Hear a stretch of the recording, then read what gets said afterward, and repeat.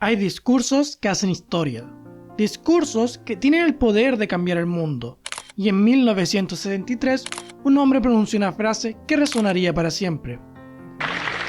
I have a dream. Pero estas palabras no solo fueron un eco en el viento, fueron una declaración de esperanza, un grito de justicia, la visión de que un futuro mejor, donde cada ser humano sería tratado y con igualdad, sin importar su color de piel.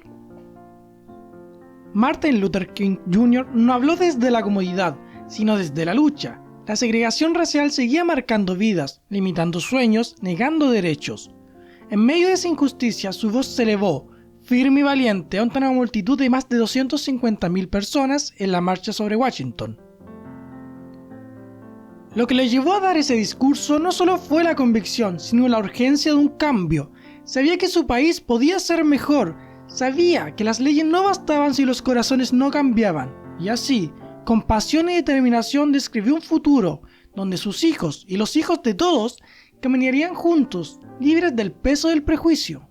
Su sueño no era solo suyo, era el sueño de millones, y hoy, más de 6 décadas después, sus palabras siguen inspirando, porque la lucha por la igualdad no terminó aquel día. Para entender la magnitud de ese sueño y la persistencia de esa lucha, debemos retroceder en el tiempo y comprender el contexto en el cual se gestó. A principios de la década de 1960, Estados Unidos vivía bajo un sistema de segregación racial, especialmente los estados del sur. Esto no era solo una costumbre, sino una ley profundamente arraigada, las conocidas como las leyes de Jim Crow. Estas normativas, que se remontan al siglo XIX, están diseñadas para mantener a la población afroamericana en una situación de desigualdad absoluta en cada faceta de su existencia, incluso un siglo después de la abolición de la esclavitud. ¿Qué significaba esto en la vida diaria? Imaginen un mundo donde el color de tu piel determina dónde podías comer, dormir, estudiar o incluso ir al baño. Existían fuentes de agua separadas, una para blancos y otra para gente de color. Los restaurantes tenían secciones segregadas o directamente se negaban a servir a los afroamericanos.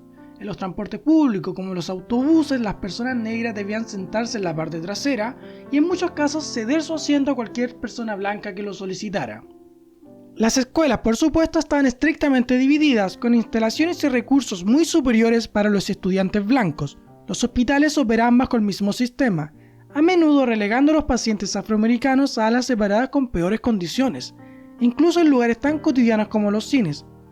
Los afroamericanos eran forzados a sentarse en los balcones o secciones designadas. Los baños públicos llevaban letrero de solo blanco o solo gente de color. Esta no era una sugerencia, era la ley, y su incumplimiento conllevaba serias consecuencias, desde multas hasta violencia. Además de estas humillaciones diarias, se le negaban derechos tan básicos como el acceso a una educación de calidad, empleos dignos o incluso el fundamental derecho al voto. Y aquí es donde la situación se vuelve especialmente perversa, ya que aunque la enmienda quinceava de la Constitución de Estados Unidos les había otorgado el derecho al voto a los hombres afroamericanos en 1870, en la práctica los estados sureños implementaron una serie de trampas y obstáculos casi imposibles de superar. Aquí hablamos de impuestos electorales que no podían pagar, pruebas de alfabetización diseñadas para que fallaran y la cláusula del abuelo, que excluía a quienes no habían votado antes de la guerra civil. Que recordemos que la mayoría de los negros en esta época eran esclavos, es decir, no podían votar si ni siquiera eran considerados como personas. No fue sino hasta la promulgación de la ley del derecho al voto en 1965 que la mayoría de las personas afroamericanas pudieron finalmente ejercer este derecho plenamente. Eran en esencia tratados como ciudadanos de segunda clase en su propio país. Esta injusticia sistemática permeaba en cada aspecto de la sociedad. En medio de esta opresión asfixiante, el movimiento por los derechos civiles ya llevaba años gestándose y cobrando una fuerza imparable. Activistas valientes como Rosa Parks, con su histórica negativa a ceder su asiento en un autobús en Montgomery, la voz incisiva de Malcolm X y el liderazgo carismático de Martin Luther King Jr. ya estaban movilizando a miles de personas, organizaban protestas pacíficas, boicots y sentadas, luchando contra un sistema que buscaba mantener los oprimidos. A pesar de sus esfuerzos, la discriminación seguía siendo la cruel y persistente realidad de cada día. Fue en este contexto de humillación diaria, de derechos negados y de una lucha incansable pero aún inconclusa que la voz de Martin Luther King Jr. se alzó en Washington, pronunciando el discurso que encapsularía el anhelo de millones por la dignidad y la libertad. I have a dream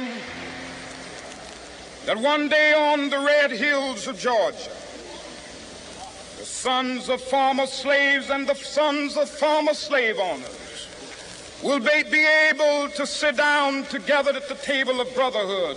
I have a dream that one day, even the state of Mississippi, a state sweltering with the heat of injustice, sweltering with the heat of oppression, will be transformed into an oasis of freedom and justice. I have a dream